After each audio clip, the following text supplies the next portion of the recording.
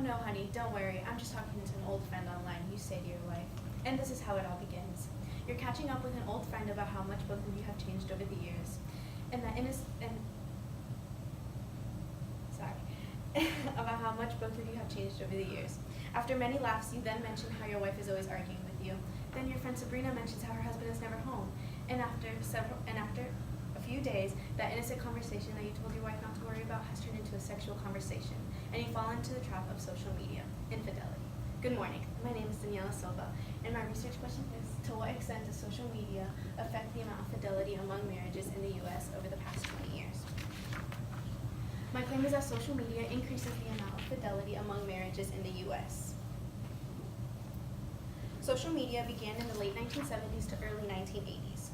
According to social media and the movement of ideas, social media began as a one-to-one connection, then to a one-to-many, then to a many-to-many connection.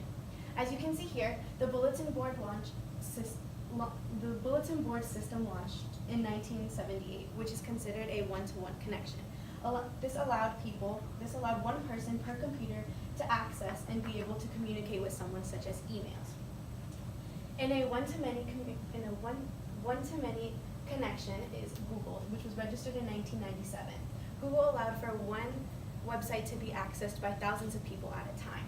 And a many-to-many connection, as you can see here, is Twitter, YouTube, Instagram, Snapchat, and all these other social medias on the rest of the timeline. These social media accounts are used worldwide to create any type of connection, whether it is through friends, family, co-workers, or significant others. Any type of connection can be made through any of these social media accounts. Infidelity is defined as the state or action of being unfaithful to a spouse or another sexual partner. As cyber infidelity is emotional and sexual communication exchanged with the opposite sex through social media. As social media has evolved into this many-to-many platform, users are given greater access to one another, less vulnerability, less moral severity, and more anonymity. Because of these factors, communications through social media tend to escalate rapidly without one even realizing it. For example, a study from the Journal of Psychology and Christianity, communication between Facebook users with the opposite sex was recorded, along with how that communication impacted their marriages. In the study, 11 men were interviewed and asked questions to stimulate their experience when communicating with someone of the opposite sex online. In the scenario provided earlier, 41-year-old Robert from Virginia fell into the same idea. He claimed that he can't remember how he got to the topic of sex, but it just seemed to come out of the blue. He contacted an old friend and had these sexual conversations, leading for him to commit infidelity. Another man from the study, 45-year-old Blake, stated that he thought his sexual conversation was innocent and didn't feel any remorse for it. This shows that the anonymity and lack of physical contact that social media provides can easily lead to infidelity. An emotional relationship online with someone other than your spouse is considered emotional infidelity. In a sample survey from 250 women from ages 23 to 50 was conducted, and they all have to have at least 1,000 friends on Facebook. As you can see in the chart, about 60% of women have agreed to witnessing someone break up, separate, or divorce because of emotional infidelity. And as you can see here, about 40% of women have had their own relationship in the past be broken by emotional infidelity.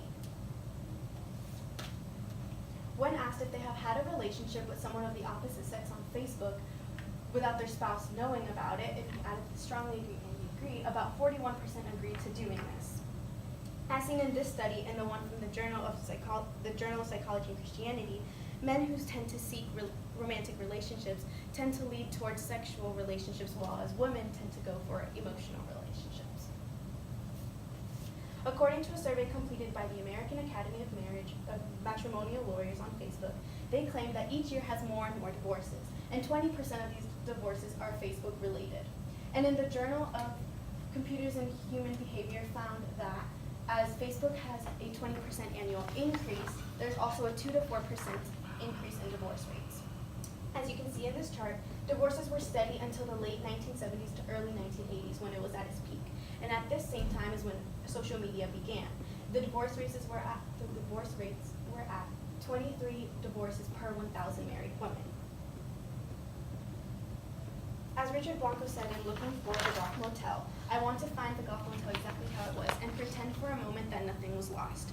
In this case, the golf motel that Blanco is referring to are marriages. Marriages were safer before because of the lack of anonymity that a person had, therefore marriages were rarely lost to infidelity.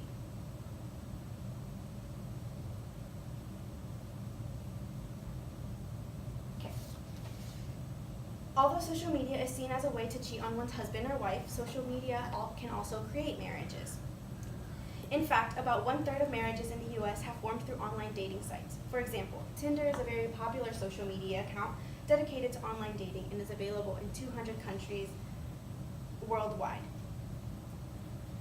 Carrie Patel, 35-year-old Katie Patel, found the love of her life on Tinder and can't believe that she met her future husband online and that they really are the perfect match. Carrie is not the only person to have a success story on Tinder, but hundreds of people have found the love of their life through social media. To conclude, social media does indeed increase the amount of fidelity among marriages in the US, but there are limitations, such as 2Life, which is an app that couples use to have joint social media accounts, and they encourage communication throughout each other's relationships. And other limitations are people that only use social media to contact their friends or family. Thank you. What are your questions? Thank you. I have 2 questions for you. First up, what evidence did you gather that you didn't use, and then why didn't you use it? The evidence that I gathered that I didn't use would be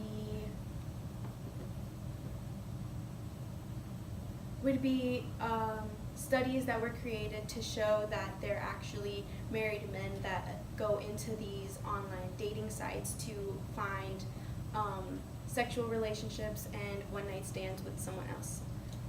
And I found like academic journals that have to do with that, but I didn't include it because then it would counter my own counterclaim.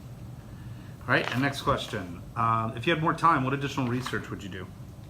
I would conduct my own research. I would create surveys and do my own studies to see how and why people commit infidelity within their marriages, what drives them to do so, and how they feel about it and how their wife feels about it.